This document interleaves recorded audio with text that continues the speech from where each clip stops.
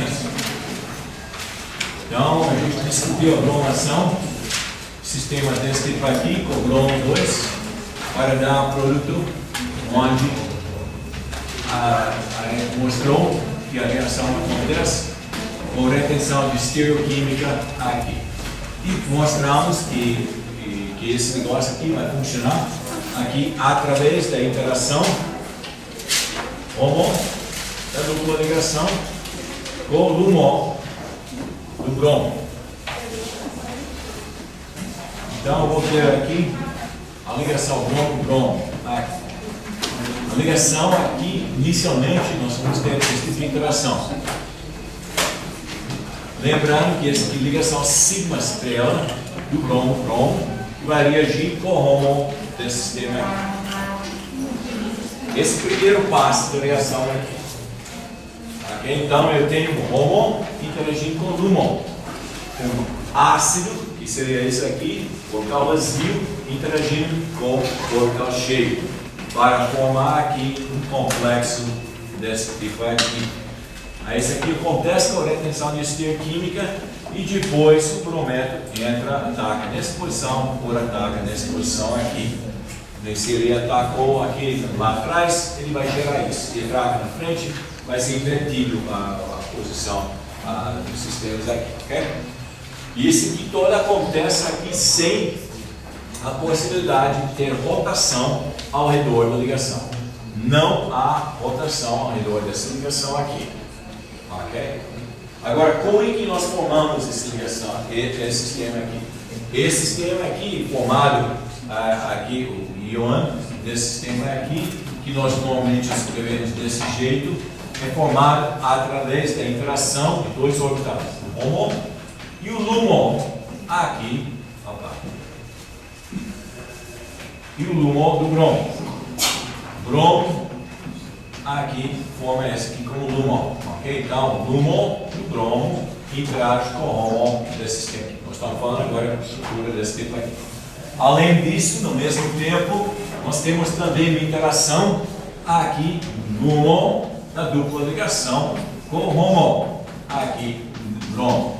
O bromo continua exatamente na mesma posição, mas ele tem um orbital bem grande aqui que está cheio. Então, o LUMO dessa dupla com o HOMO desse sistema aqui. Tem parte de elétrons dentro dessa. Lembra, o bromo tem 3 partes de elétrons que está sobrando aqui no orbital spin. No orbital spin aqui, no orbital S também, né? Então, nós podemos ter interação. Por isso, esse sistema aqui é muito estável. Porque ele pode fazer esse tipo de interações que eu tenho aqui. Tem outros elementos também que fazem isso. O cloro pode fazer isso, vai ser um pouco menos eficiente, porque o clorato de cloro é menor do que o bromo para fazer as interações desse tipo aqui. Que o orbital vai ser menor, então não vai ser tão eficiente como eu tenho aqui. Mercúrio faz esse tipo de coisa aqui para formar um intermediário muito estável. Mas as consequências dessa aqui são as seguintes: que depois do ataque, alguma coisa, por exemplo, o brometo ou outros nucleófilos, aqui vai acontecer nessa posição aqui, trans, o grupo que eu tenho aqui. Esse lado aqui é escondido, como nós fizemos aqui, ele é bloqueado por um ataque. Tem uma carga a mais aqui, mas também tem pares de elétrons que eu tenho nessa posição aqui. Vamos atacar isso onde você tem um orbital aqui, antiligante, do sistema desse. Então você forma isso. Esse aqui, então, no final, aqui vai formar uma interação sigma, desse jeito aqui. Essa interação sigma, igualzinho de todas as interações sigma que eu tenho aqui, tem um lobo aqui, nessa posição aqui, né? Então o ataque vai acontecer aqui, o ataque vai acontecer nessa posição aqui eu tenho aqui, com inversão de estereoquímica quando o nucleófilo ataca. Esse nucleófilo pode ser brometo, pode ser água, se eu tenho usado como solente, pode ser metanol, pode ser um halogênio, se eu pôr cloro lá dentro, eu composto de ligação bromo e cloro. Essa ligação não tem a reação é via SN2? Esse tipo de coisa. Agora, ou inversão de estereoquímica, ele ataca aqui e depois abre esse negócio aqui, ok? Agora, tem que dar uma olhada lá nas estruturas dentro da substituição. Aqui. Então, estou olhando a página seguinte, né? Aqui, Eu tenho aqui, então, inicialmente calculado para esse sistema, aqui a seguinte estrutura. Calcular 2,0 angstroms, distância desse, aqui um ângulo aqui de 68 graus centígrados, que vem aqui, ok? Obviamente, esse outro também é 2,101 angstroms aqui. Agora, o que acontece quando eu coloco um substituinte? Se coloco um grupo metílico nesse sistema aqui. O bromo agora vai formar um complexo desse sistema aqui, mas não vai ser mais simétrico. Não vai ser mais simétrico aqui. A ligação dessa aqui agora é 1,88 angstroms, desse parte aqui é 2,02. 2,02 aqui e aqui é 2,18. Tem uma diferença dessa aqui. Quais são as consequências disso? A consequência é que eu tenho estrutura de ressonância dessa aqui, e coloco uma carga mais aqui nessa posição secundária. Secundário também, você lembra, é muito mais estável do que primário. Então eu tenho um excesso de carga nessa posição. Portanto, os nucleófilos, na maneira geral, vamos supor que são metanol, por exemplo, ou bromério, qualquer coisa com parte de elétrons presente, vai atacar nessa posição aqui. Ok? E aqui acontece quando eu coloco mais um grupo substituinte aqui. Esse aqui vai aumentar ainda mais a diferença entre o comprimento de ligação dessa e ligação que eu tenho aqui. Com dois desses aqui, esse aqui 1,88 angstroms aqui, esse já passa para 2,70 angstroms, significando que eu tenho muito contribuição nesse caso aqui e carga mais nessa posição. Lembrando, quando a gente desenha estrutura de ressonância, os átomos têm que ficar na mesma posição o tempo todo aqui. Então, esse aqui significa que o nucleófilo aqui vai ter mais tendência ainda para reagir nesse carbono do que nesse sistema aqui, ok? Aqui, obviamente, tanto faz se atrás um ou outro, que não tem uma diferença de adição aqui. Aqui, a maior parte vai ser nessa posição aqui. Mas, dependendo do nucleófilo, se eu tenho um nucleófilo muito grande, que tem problemas estéricos, ele pode também atacar no outro lado aqui. Mas a tendência é atacar na posição que melhor suportaria um estrutura de ressonância desse tipo aqui. E esses cálculos aqui mostram que, de fato, nós temos envolvimento de aqui do bromo, que ele não interage com as duas ligações exatamente do mesmo jeito. Interage de maneira que dá mais estabilidade para o carga produzido. Ok. Mercúrio. Hoje, bom, o Mercúrio tem situação muito similar daquele que nós temos aqui. Então, assim eu começo com o sistema desse tipo aqui, para ter com a cidade de Mercúrio. Ele vai formar um produto de complexo análogo aqui. Então, vamos ter Mercúrio aqui, ou acetato, carga 1, e acetato aqui fora. Vamos supor que esse aqui vai atrás. Okay. E agora o que vai acontecer? Esse aqui, de novo, vai ter aqui estruturas de ressonância desse sistema aqui, que vai colocar aqui carga mais nessa posição, mercúrio ou acetato aqui. Então esse sistema aqui vai adicionar para dar o acetato liberado aqui, vai adicionar aqui para dar esse sistema aqui. E de novo haverá adição aqui que vai colocar dois grupos trans um com o outro. Vai entrar justamente do mesmo jeito que no bromério. Ele vai entrar uma coisa análoga dessa aqui, só que agora tem mercúrio nessa posição aqui. Esse tipo de coisa aqui chamado aqui de sobremercuração. A vantagem dessa reação aqui é que nós podemos preparar um composto que tem oxigênio ligado com carbono mais substituto, aquele que melhor estabiliza o íon de carbono, utilizando mercúrio e um solvente. Então, por exemplo, se eu tenho aqui a mesma reação aqui, ou mercúrio, acetato de mercúrio, aqui, e metanol. qual vai ser o produto principal desse aqui. Nós vamos primeiro realizar a adição de mercúrio desse jeito aqui. Metila aqui e depois vou ter essa conformação. Essa conformação aqui tem carbono, carbono, carbono e outro carbono aqui todo plano. Você tem o hidrogênio acima. É o mesmo tipo de conformação que você tem no ciclohexeno aqui. Você tem os 4 carbonos aqui. Você tem 1, 2, 3, 4 carbonos no plano. Um desse aqui, sim no plano, o outro embaixo. Quando mercúrio ou bromuro. O bromo também reage com esse sistema, nós vamos formar intermediário desse tipo aqui. E agora a adição desse sistema vai acontecer aqui com o nosso nucleófilo, que seria então o metanol, ou H metanol aqui, vai deixar nessa posição aqui para gerar um composto onde dois reagentes, mercúrio e o grupo que atacou, estão na posição axial. Essa aqui é uma coisa geral. Quando você começa com sistemas ciclohexenos aqui, a adição para dar produto transdiaxial é favorecido em compressão dictatorial. Okay? O que não formaria o outro tipo de composto? Eu poderia ter aqui outra conformação. Desse jeito aqui, colocaria isso aqui. Com isso, metila. E se agora eu ataco nessa posição aqui, o que eu vou formar? Eu vou formar barco. O sistema desse tipo aqui. Então, o nucleófilo dessa aqui não ataca isso, porque ele vai formar um produto em forma de barco. Muito mais alta em energia. Você lembra do ciclohexano? Está em equilíbrio, ou cadeiras, duas cadeiras passam lá pelo intermediário torcido e está em transição de barco. Esse barco está aproximadamente 8 kcal, 7, 8 kcal acima do outro. Então, muito mais energia. Melhor trabalhar com esse tipo de conformação, com que ele vai dar produtos diaxiais. Isso significa que o movimento é muito pequeno. Esse carbono, esse que todo fica na mesma posição. O que acontece? Um eleva, esse que passa para cima, esse para baixo.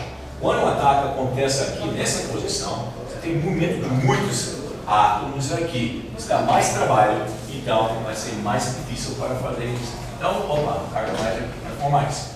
Além disso, isso aqui, agora depois vai perder hidrogênio e vamos formar um composto desse tipo aqui. Agora você pode dizer, e a estereoquímica desse processo? Será que está correto? Eu mostrei eles desse jeito aqui, né? O grupo metila e o grupo maior que nós temos aqui. Lembra? O valor de A desse aqui, 1,7 aqui. Aquilo que ela diz. O metoxílio aqui tem menos do que isso. Os silicatos estão sempre, talvez seja 0,8, alguma coisa dessa. O mercúrio é negativo. O mercúrio até prefere ficar na posição axial. A distância, a carbono e mercúrio é muito grande. Está bem longe um com o outro. Então eu prefiro esse. Então, esse aqui, além de ser produto termodinâmico, também é a conformação termodinâmica.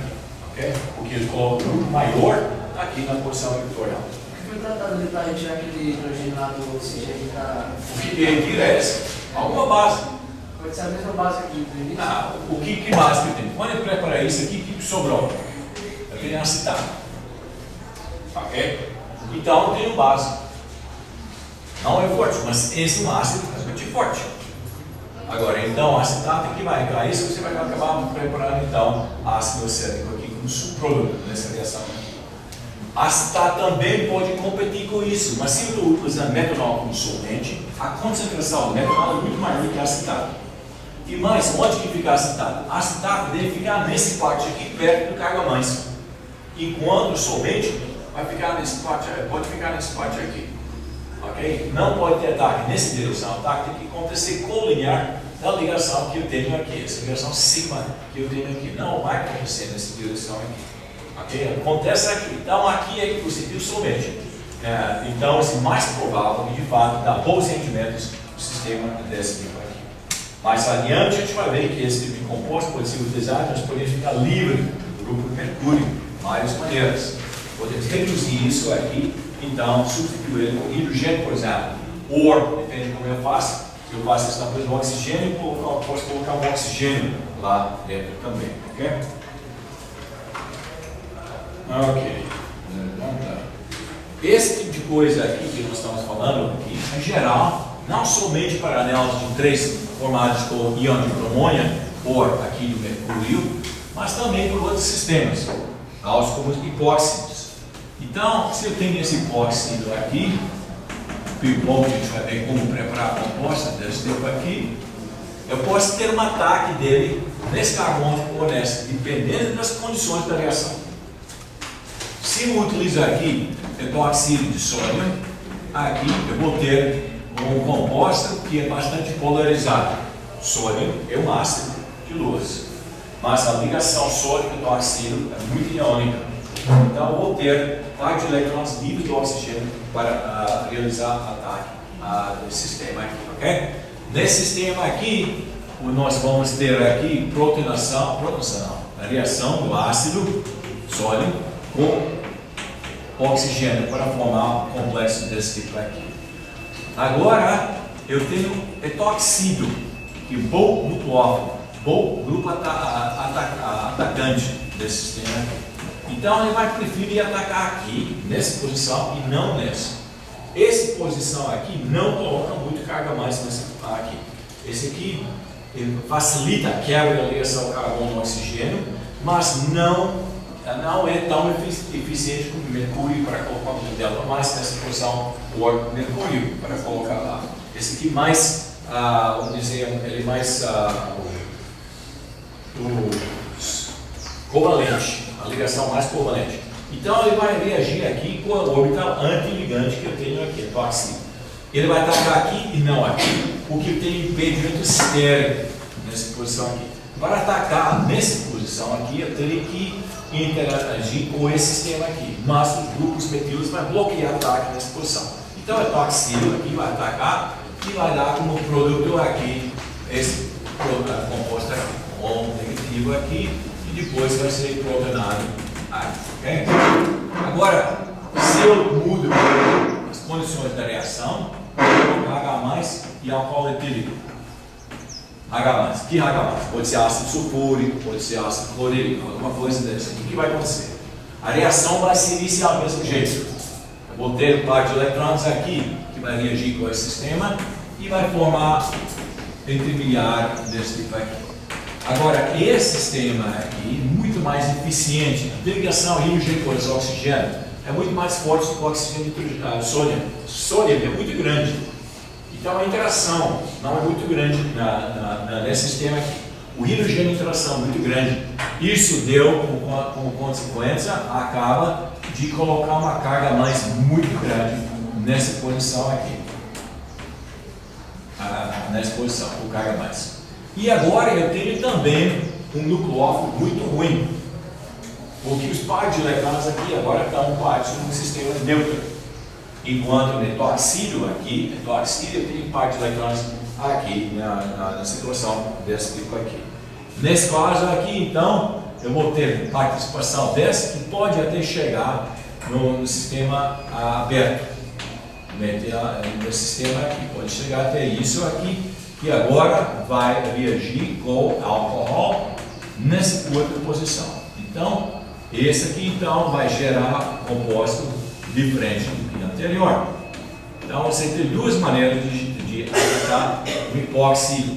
Pode usar com carga negativa, como nucleófilo, ele vai atacar parte do hipóxido menos substituído, ou você pode usar uma coisa neutra, como alcool, na presença de um ácido, aqui, com a ajuda aqui de formação do íon desse aqui, ele abre nessa direção, então ele vai atacar o outro carbono aqui, ok? Duas coisas que nós precisamos preparar. Essa parte aí eu não consegui entender. Por que o grupo do netox consegue entrar naquela parte mais impedida, na carga mais alta?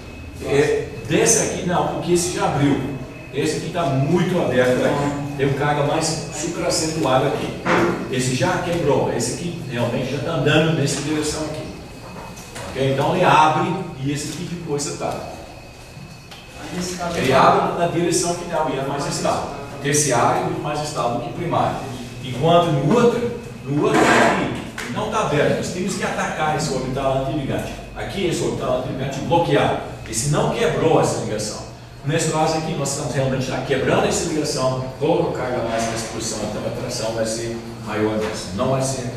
Então você tem controle aqui sobre a regioquímica, dependendo de como você realiza a reação. Desculpa. Agora, onde nós podemos aplicar isso? Seu corpo utiliza essa reação aqui para ajudar de desintoxicar certos compostos. Hipóxido pode ser formados aqui a partir de glúcidos olefinos. Ele, por exemplo, pode epoxidar uma dupla ligação, colocando oxigênio nessa. Como é que nós abrimos esse sistema? Seu corpo não tem ácidos fortes. Ok? Então, vamos ver como nós vamos chegar lá. Então, se eu tenho esse sistema aqui, P1, P2, aqui. O nucleófilo que abre esse negócio aqui faz parte aqui de um ácido carboxílico aqui, chamado ácido aspartico. Ácido aspartico, esse composto aqui. Aqui, eu botei outras coisas aqui. Está ligado com enzima. Então, esse vai ser o nucleófilo. Mas esse é um péssimo nucleófilo, porque a carga negativa está distribuída entre os dois oxigênios. A gente já falou isso aqui, então, de estruturas de ressonância, e também você já sabe disso aqui, pKa de um ácido carboxílico aqui, ponto 5 aqui. Então, esse negócio é muito estável. Sendo muito estável, é pouco reativo. Então, para conseguir abrir um negócio desse aqui, nós precisamos aumentar a acidez desse sistema, a reatividade desse sistema aqui. Esse aqui é realizado aqui através da interação par de elétrons aqui, e aqui atrás você tem outro par de elétrons, por dois hidrogênios aqui, ligados aqui com o tirosina. Tirosina é um fenol, composto fenol aqui, também faz parte dessa aqui, tem outro desse sistema aqui, então, que vai fazer o mesmo tipo de coisa aqui atrás. Então, esses aqui são ácidos bastante fracos. pKa de um fenol é 10. Muito menos do que o ácido carboxílico. Mas a enzima aqui que coloca esses dois fracos para reagir ao mesmo tempo os dois lados de hipóxido com esse aqui. Esse, obviamente, então, vai enfraquecer a ligação que eu tenho aqui, esse ponte hidrogênio que nós formamos aqui com os par de elétrons. Vamos enfraquecer esse sistema aqui. Essa aqui que agora vai abrir desse sistema aqui para formar, então, essa aqui. Esse sistema aqui, o álcool, que vai ser ligado aqui com hidrogênio, o R2 e R'. Vai fazer esse tipo de coisa aqui. Okay? Depois, a água, no processo lento, aqui no processo mais lento aqui, esse que vai reagir e vai acabar hidrolisando esse sistema aqui, formando então o produto desse sistema. O que ganhamos aqui? Fígado que faz isso. O que ele ganhou? Ele transformou um composto de hipóxido num composto de dois hidroxílios.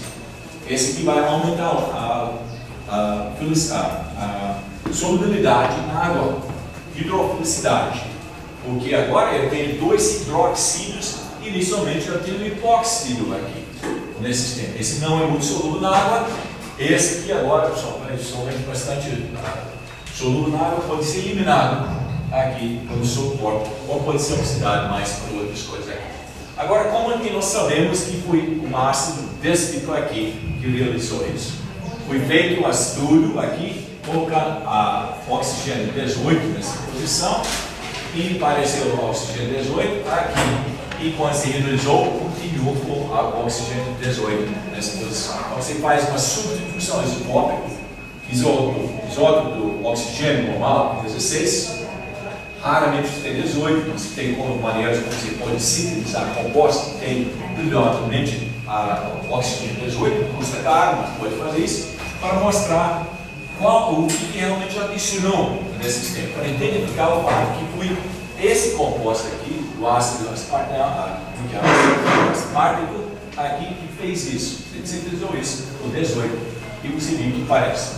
Se você faz a reação dessa água de 18, não parece nada, só aparece 16 aqui, né, nessas posições aqui. Se eu faço água aqui, 18, água 18, mostrando que os oxigênios não vêm de água, mas vêm desse sistema aqui. Okay? Que poderia ter um mecanismo onde a água faz entrar. Não é esse sistema aqui que faz. Agora, todo isso aqui vai acontecer porque a enzima vai forçar o composto para voltar uma conformação que coloca os dois pedaços juntos. Ele tem parte que é a ácido acima, aqueles finais, e você tem carboxilato aqui. Então, não tem opção. Ele está forçado de realizar uma reação dessa. Não podemos fazer coisas dessa aqui quimicamente, ainda não. Você teria que construir uma enzima, você faz parte de tudo de uma enzima aqui, onde o composto entra na oposição e depois abre aqui. Ok? Ok.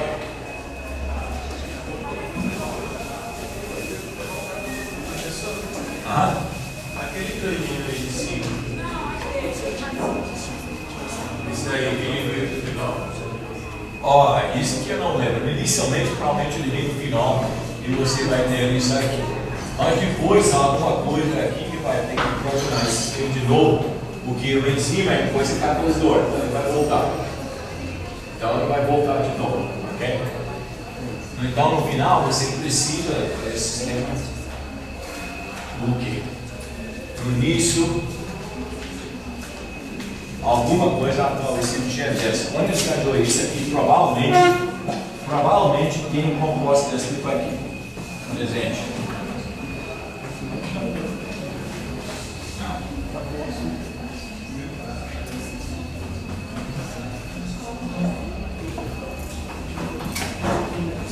Ok? Esse parte meu. Então, total novo. Esse que serve como base inicialmente a hidrogênio aqui. Esse aqui, então, fez tudo aqui, você vai ter um ácido aqui, depois pode protonar esse sistema aqui. Okay? Então, no final, ele tem que se balancear. Ok, agora, nem sempre, quando a gente faz uma adição de um molécula, uma reação dessa aqui, nós ganhamos um produto que você pode esperar inicialmente. Então, se adicionar HB nesse sistema aqui, eu acabo produzindo uma mistura de dois compostos aqui. A adição dessa, que seria normal, né? A gente já falou, a primeira fase dessa aqui vai ser uma complexação do ácido com esse sistema, depois ele vai para a direção do o hidrogênio vai na direção que vai dar o íon mais estável, que é o secundário ou primário, e brometo adiciona desse sistema aqui para dar o produto. Mas além desse composto aqui, que nós vamos ver muito aqui, nós vamos ver aqui também, é a produção desse composto.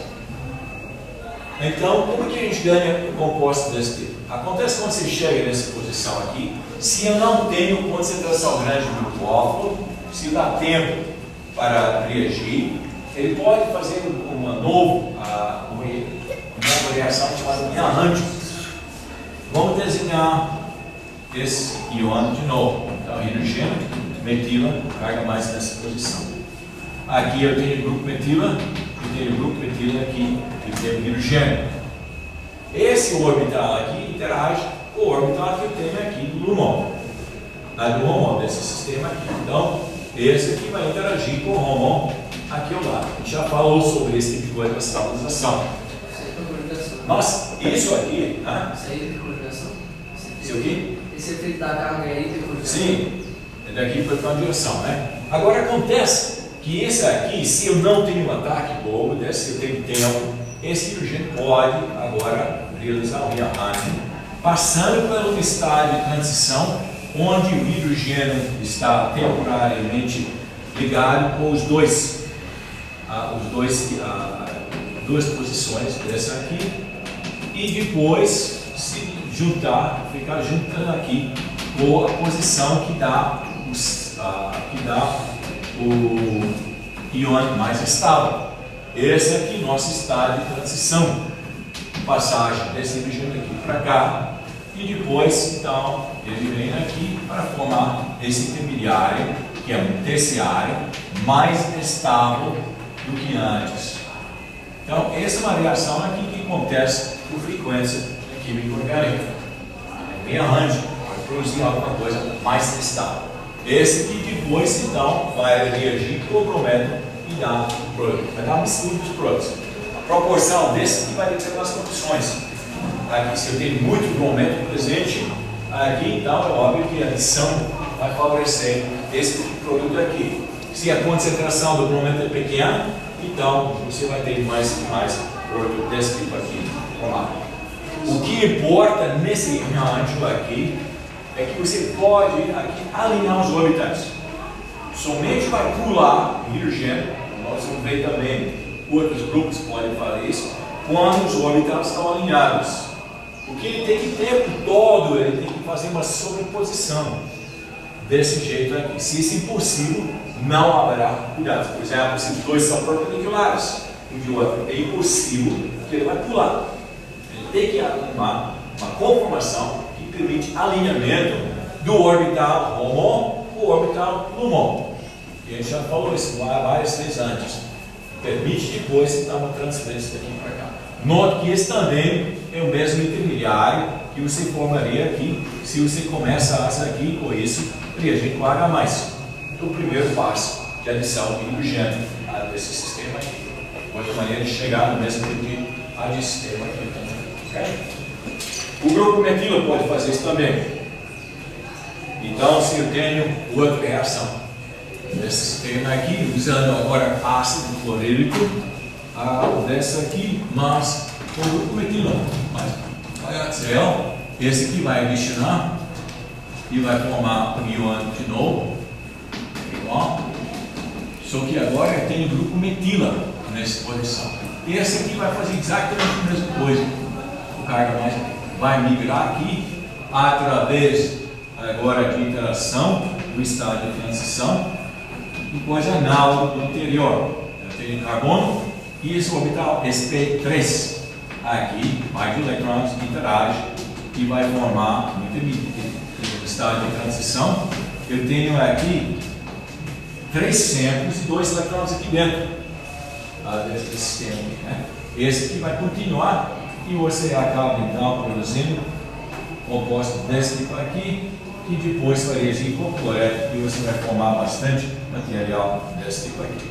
50% era desse tipo aqui e 50% era formado a partir da adição direta.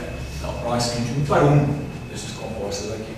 Então, você pode migrar de hidrogênio ou pode migrar uma ligação carbono para fazer esse tipo de sistema. Agora, se eu tenho outro sistema,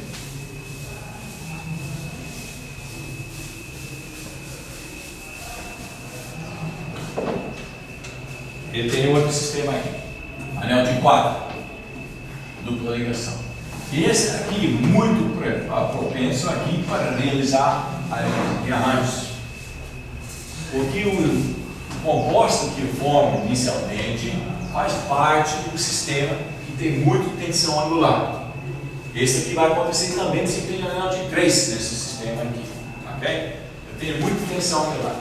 Esse migrante aqui para cá vai formar um novo intermediário desse jeito aqui, com carga mais nessa posição. Então o brometo vai acabar introduzindo aqui, vai dar uma mistura de bromos aqui, cistratos aqui, desse composto aqui. Okay? Agora, para realizar esse tipo de migração aqui, eu tenho que dar uma olhada aqui no sistema aqui. Então eu vou formar inicialmente um intermediário desse jeito aqui, com carga mais. Essa ligação aqui tem que alinhar com essa ligação aqui. Então, esse aqui vai migrar para dar um intermediário desse jeito aqui.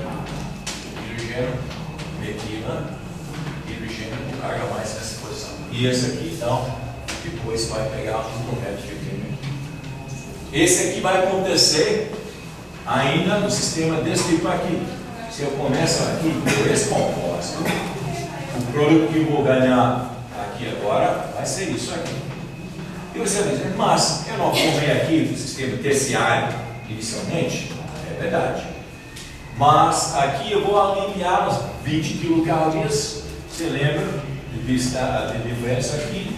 proximamente, se ele gira dessa posição, o momento adiciona aqui. Eu perco aqui, passando do terciário para o secundário, eu perco aproximadamente 10, 12 quilocalorias. A gente viu esse aqui, acho que na aula passada, né? A gente viu esse aqui. Mas eu ganho aqui uns 20 quilocalorias, porque não tenho mais aqui tensão anular nesse sistema, tensão anular muito menor. Então eu passei do terciário para o secundário. Por isso não pode decorar as coisas aqui, porque é um exercício como um todo. Pode ter um novo fator aqui que modifique o resultado final. Nesse caso aqui, a tensão anular que eu tenho aqui, que é aliviada quando você passa o anel de 4 para aqui, para o anel de 5. E você vai chegar na resposta dessa. Professor, aqui, quando ele vai ligar no rearranjo, ele está interagindo com quem para essa ligação formal? O que aqui? Isso está interagindo. Ele interage aqui com então, achei. Então eu tenho aqui minha ligação sigma. Interage aqui assim no HOMO, esse é meu HOMO. Igualzinho que nós fizemos aqui. Esse orbital aqui, esse orbital aqui, aqui interage com esse orbital. É a mesma coisa aqui. Okay? Agora você tem que alinhar para fazer essa migração. E importante, você pode perceber, quando ele faz esse movimento, se eu tenho substituinte aqui, se eu tenho centro quiral nessa posição, isso não é afetado. Se não ela quebra, depois resulta de logo. É uma mudança desse jeito aqui, uma rearranjo daqui para cá. Isso não muda a configuração absoluta que eu tenho nesse centro aqui. Essa é uma parte importante e nós vamos ver algumas coisas dessas aqui mais adiante. Sistemas similares, obviamente, vai acontecer com mais facilidade ainda quando você tem anel de 3 envolvido nesse sistema aqui. Esse aqui, ao reagir com HVE, forma então inicialmente o produto desse tipo aqui, que vai fazer um rearranjo rapidamente para dar o produto aqui com o anel desse tipo aqui. Esse aqui agora pode reagir aqui para dar o produto final, o bromo nessa posição aqui, CH3, ou ele pode migrar hidrogênio aqui nessa posição, metila, para dar isso. Tudo depende de velocidade, o quadrado como é que eu tenho. Se faz isso, então você vai ganhar também o produto aqui, esse tipo de produto aqui, metila. Ok? Então você vai ganhar isso. Esse tipo de sistema aqui é importante, biossíntese. A preparação dímero de terpenos aqui, para fazer dobrar o tamanho de alguma coisa. Preparação de esqualena, um composto que nós vamos ver talvez hoje, mais provável na aula que vem. Talvez a gente chegue lá. Vamos ver. Por favor. Agora, a gente já falou que uma reação com íon de carbono pode acontecer com qualquer coisa que tem par de elétrons. E uma das coisas que está muito importante, industrialmente, também de outras maneiras, é uma reação que vai acontecer aqui com o carbono, dupla ligação de carbono. Então, se eu começo com uma dupla ligação, ela começa com uma chamada esquilina. Aqui, essa adição, obviamente, vai gerar íon desse carbono. Agora, se eu tenho aqui uma concentração muito grande do esquilino, nessa posição, aqui o X ligado com H+, e eu também posso escolher o H+, tem um X que não é muito pouco reativo, a dupla ligação aqui também pode adicionar.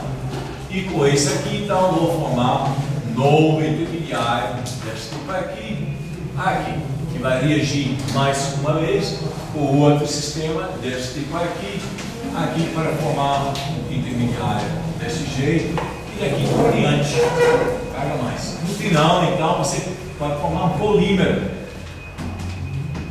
ok? Poliestireno, que usado, por exemplo, você quer esfriar cerveja no fim de semana, né? Poliestireno, você pode formar desse jeito. Tem outra maneira também de polimerizar isso, que a gente vai ver mais adiante também, utilizando as cargas livres.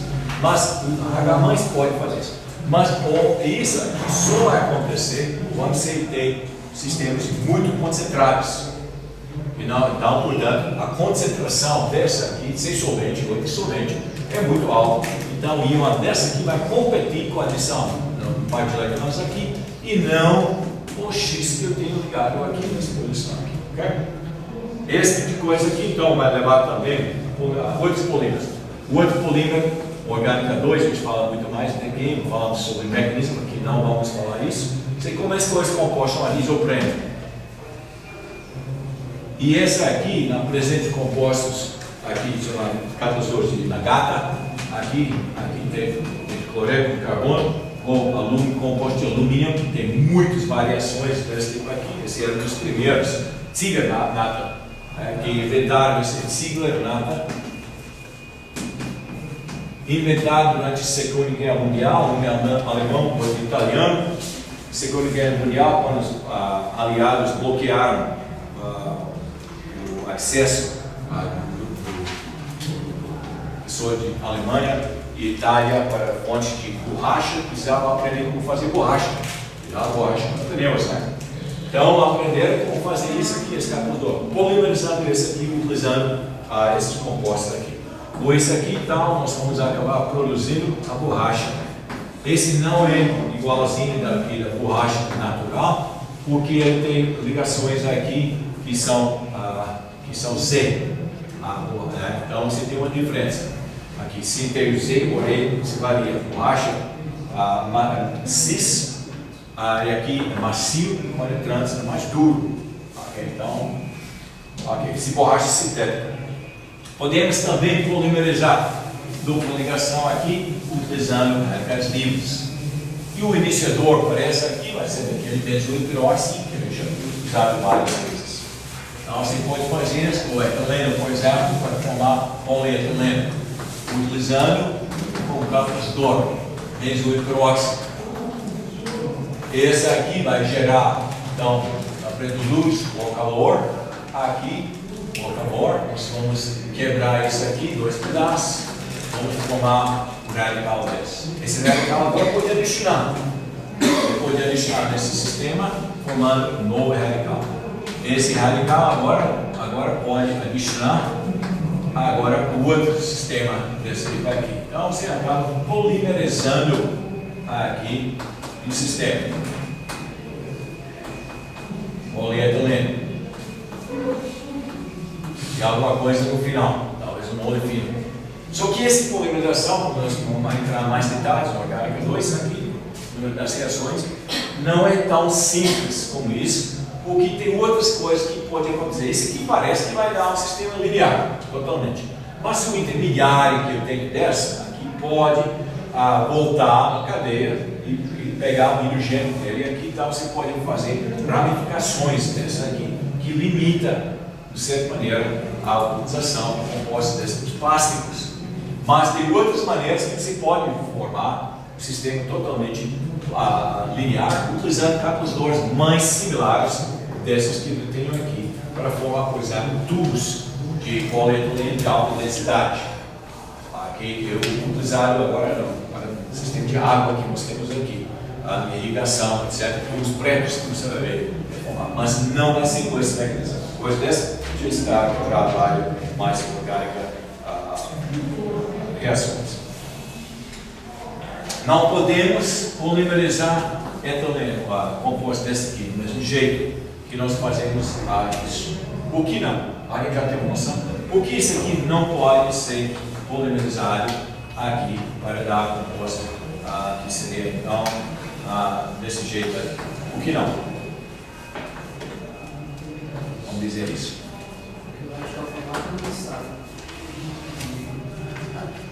Ok, vamos arrancar hidrogênio desse?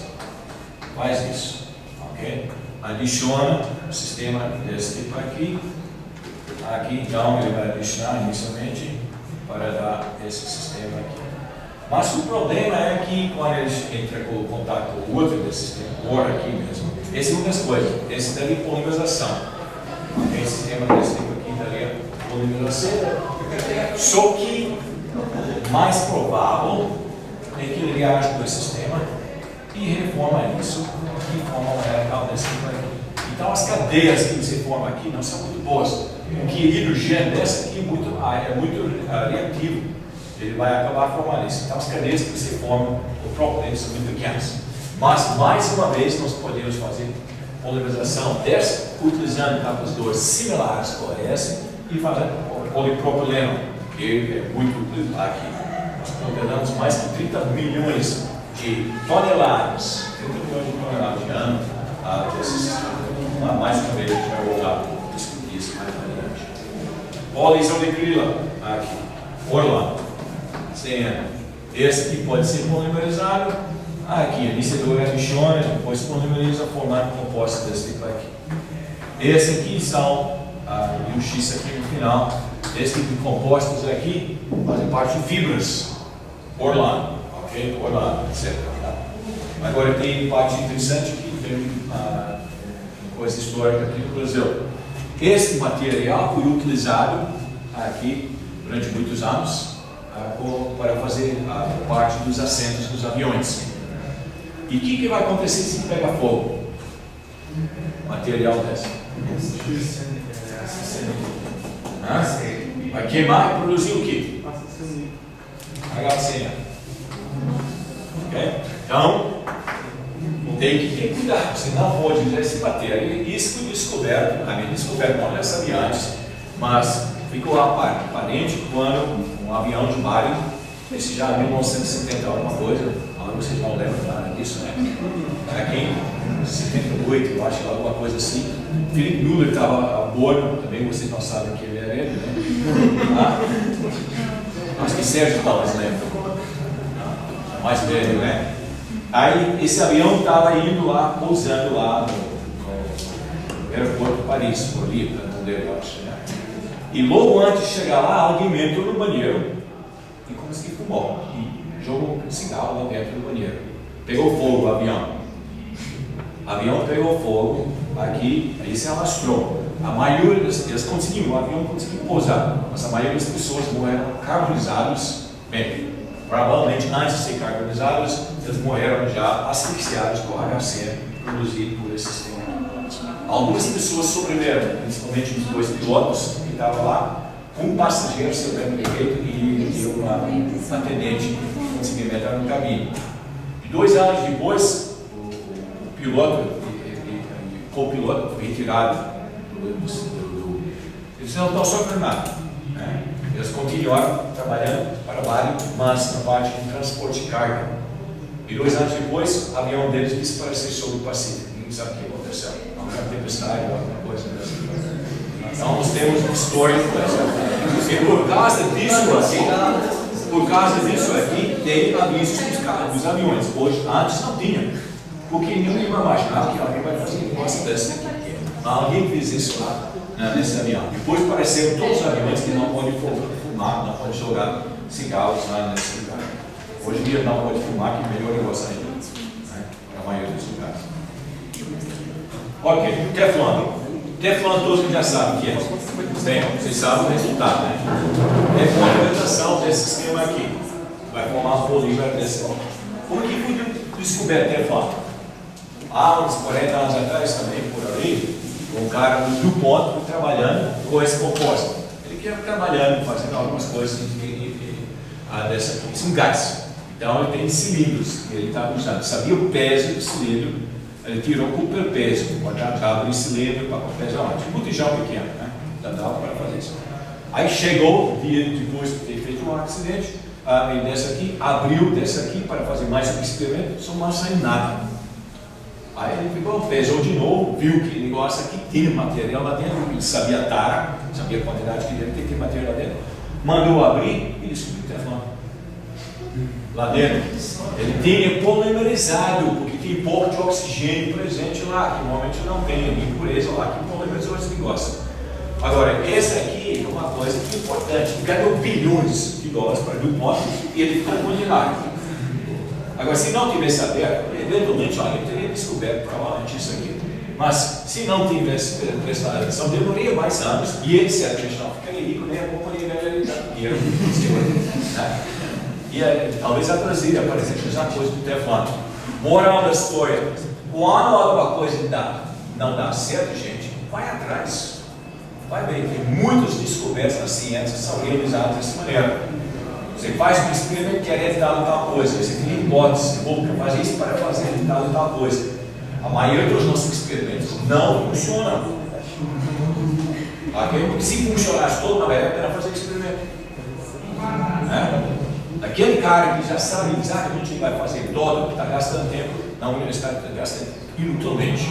Ele tem que ter uma grande quantidade de incerteza nesse negócio para descobrir coisa nova. Quando dá errado, vai atrás e descobre o que está lá dentro. Na minha tese, por exemplo, eu descobri um composto, fiz uma tese de mecanística, aí tem um composto que eu vi lá dentro, que tinha 1,4% formado nisso. Eu fui atrás. Mas eu não sabia o que fazer. Meu orientador, mais tarde, depois, publicou, baseado nesse aqui, melhorou esse negócio e publicou mais uns 20 ou 30 publicações, baseado no fato que a gente tinha isolado o composto em 1,3 uma porcentagem. Então, você estuda as coisas aqui, vai atrás de tudo que dá errado. Porque as coisas que dão errado aqui podem ser melhor do que coisas que você está querendo. E finalmente, tem um monte de outras coisas. Essa aqui é super bom, matéria-prima para super bom. Ok? Reações, você vai ver o que ele então reage. Esse aqui nem precisa do iniciador, mas precisa sim. Qual é o iniciador para isso? É o ar, oxigênio, O2. Lembra? Falamos que é um inibidor, mas também pode iniciar certas reações. Se a reação pode ser realizada, polimerização, cadeia muito comprida, você pode iniciar ele com oxigênio, apesar do fato que ele peça o iniciante. Mas se ele adiciona um pouco, você vai formar um composto bastante estável. Só que esse sistema é muito reativo. Ele tem aqui uma muito baixa energia, esse tipo a gente discute mais em orgânica 2, então ele vai acabar polimerizando com facilidade aqui, ok? Ok, vamos lá. Agora, mais interessante, pelo menos para o meu ponto de vista, mas essas reações diárias aqui, polimerizações, são obviamente muito importantes na indústria. Então, quimicamente, é super importante. Talvez não gaste tempo suficiente com isso, né, aqui. Nós gastamos mais tempo nas coisas que dão compostos monoméricos. Vamos agora dar uma olhada aqui agora no substrato, no outro substrato, que nós vamos agora realizar uma reação intramolecular. Então eu tenho esse composto aqui, com esse óxido. Eu trato esse composto com ácido, H+, tenho X negativo associado com ele, e o produto que eu formo aqui é um produto aqui que tem esse hidrogênio nessa posição, metil aqui, hidrogênio aqui, H+ nessa posição aqui. E esse aqui vai dar uma série de produtos, porque depois, para terminar a reação aqui, eu peguei hidrogênios, o X negativo que eu tenho aqui, vai atrás de hidrogênios, então vai produzir vários compostos antes desses, aqui vamos ter isso. Mas pode também entrar nessa direção aqui. Mas os compostos formados, metila e grupo E. Agora precisamos falar um pouquinho mais sobre como acontece isso aqui, para você não ter que decorar isso aqui. A reação dessa aqui, no estágio inicial, é nada mais do que daquele que a gente já falou. Eu tenho aqui hipóxido reagindo com um HX aqui. Esse aqui então vai reagir aqui, formando inicialmente o complexo desse, abre, esse que abre, forma íon de carbono ion, que reage com o X negativo para formar produto de adição. E a gente já viu isso aqui, no caso do ácido metanol. Então, esse aqui é o nosso modelo. Exatamente a mesma coisa vai acontecer aqui no início do processo. Então, aqui nós vamos protonar esse sistema aqui. Só que vamos colocar esse aqui agora, tentar colocar em 3 dimensões. Então, eu tenho aqui esse composto aqui.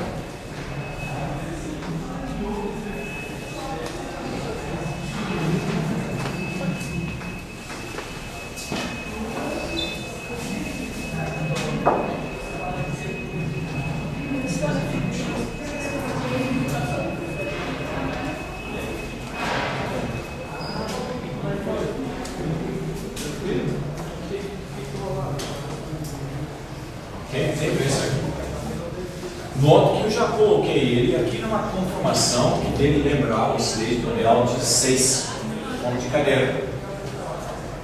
Ok? Isso aqui aproxima essa posição, dessa posição aqui. Aproxima essa posição, dessa posição aqui. Então, inicialmente vamos quebrar essa ligação para dar um yang mais estável. Justamente o que nós fizemos aqui. Esse aqui então vai permitir um ataque nessa posição para dar yang mais estável que o terciário, que vai adicionar mais uma vez para formar nisso, que é isso composto aqui. Ou, se a gente desenha ele em 3 dimensões aqui, seria esse composto aqui.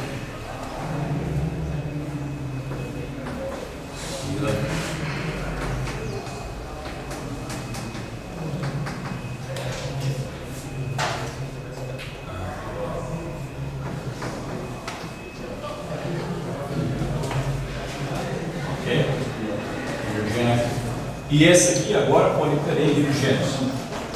Pode ter esse hidrogênio, um dos hidrogênios. Por que esse não isso? Porque esse hidrogênio aqui tem um orbital aqui, antiligante, que já está pronto para interagir com esse orbital vazio aqui. Então, se uma base arranca esse hidrogênio aqui, axial, esse orbital está alinhado às multidões. Esse orbital aqui está perpendicular com esse aqui. Então, não vamos arrancar isso, vamos arrancar esse outro dos hidrogênios aqui do grupo metilo para dar o produto final, sempre deles aqui. Okay? E em termos de orbitais que não vou desenhar, vocês têm aqui, eu tenho agora os orbitais. Primeiro passo, você tem os orbitais todos alinhados direitinho para realizar a sobreposição desse tipo para chegar. Uma reação desse tipo aqui pode ser feita aqui para formar até 1, 2, 6, pelo menos 6 anéis que eu já tinha visto. Você tem mais lixo aqui, tá? Você vai continuar. E a reação dessa aqui pode ser bastante eficiente, aqui, dependendo de cada composto aqui. Algumas vezes chega até 80%.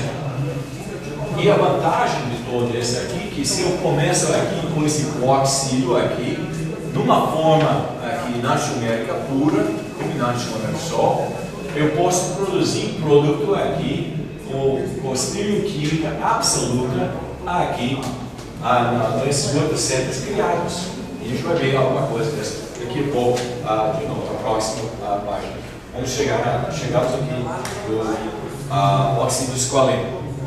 Essa aqui nós vamos desenhar aqui, pelo menos a maior parte.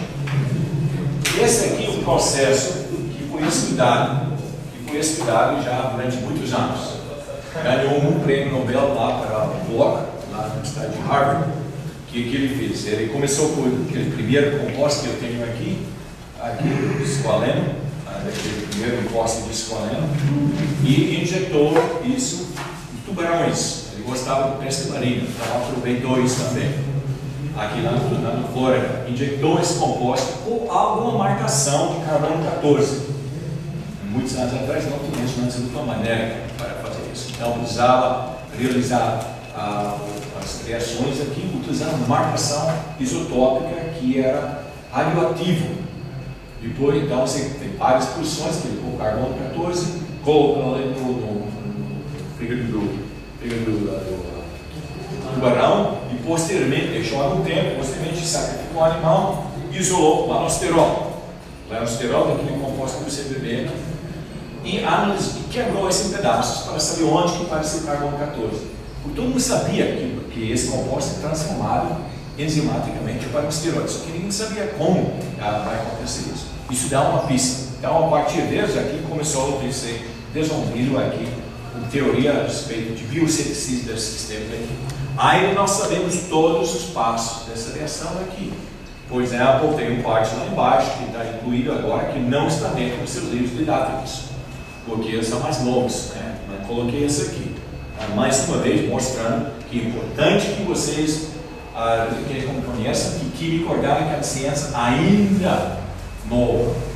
Tem muita gente não conhecida. Isso não é uma coisa de engenharia. Em engenharia você já sabe mais ou menos tijolo para tijolo o que vai dar. Na química orgânica ainda tem muitos tijolos para serem descobertos. Okay? Então vamos lá. Então começa com esse óxido de esqualeno. esse epóxi de escoleno vai interagir com uma enzima. E note que essa conformação que eu coloquei lá é diferente da conformação que a gente colocou aqui. Eu começo com o epóxi, só que tem muito mais lixo aqui. Aqui eu coloquei ele aqui na forma de cadeira, para as interações aqui. Agora não é, o olho do peito está na forma de barco. Por que isso? Porque assim que ele entra no enzima, ele não entra na forma de cadeira, ele só entra na forma de barco, no segundo andar, na segunda parte desse aqui, ok? Então ele entra lá. Então a ciclização vai começar. O ácido que nós usamos, um ácido fraco, ácido carboxílico.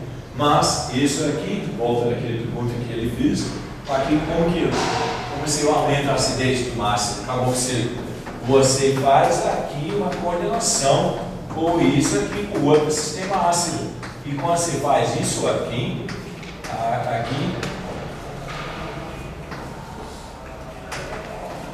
você tem sistema desse tipo aqui, esse aumenta a acidez desse sistema. Se está coordenado com isso, esse hidrogênio agora fica muito ácido. Ninguém sabe qual é o pKa desse sistema aqui, mas ele é bastante ácido agora. Sem essa coordenação, é pouco ácido. Então ele coordena aqui, aumenta a acidez desse proteína agora disponível para realizar a reação aqui, que nós usamos ácido clorídrico, por exemplo, o BF3 citrato, ok? Então, ele vai ter esse processo. E depois você segue esse daqui. Lá, ok? Vai seguindo. Olha aqui, eu desenhei ele no outro formato, girando aqui no 180 graus, para você ter uma noção.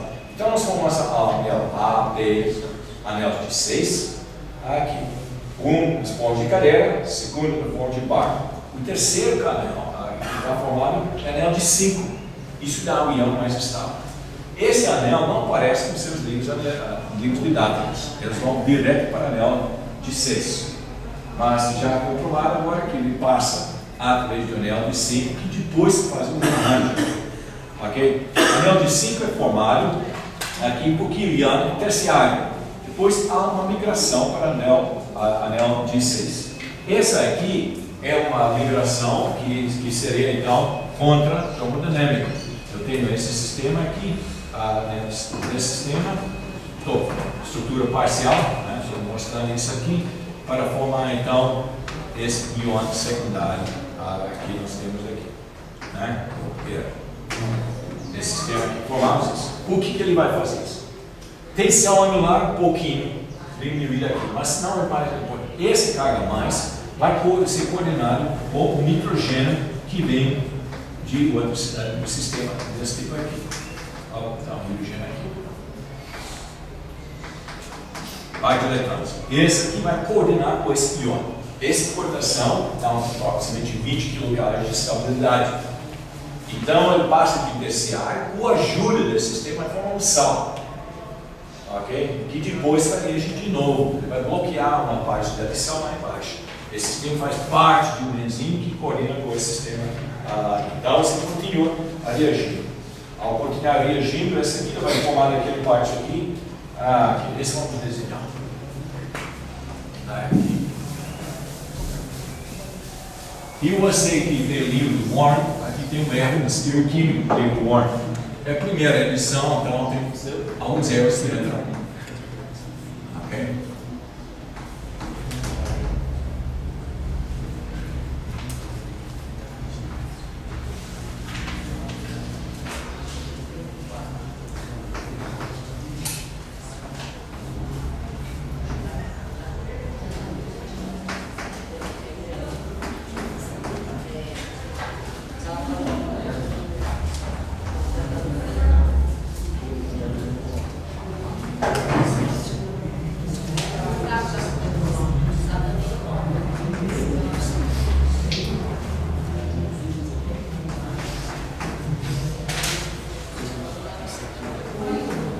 Vamos falar mais.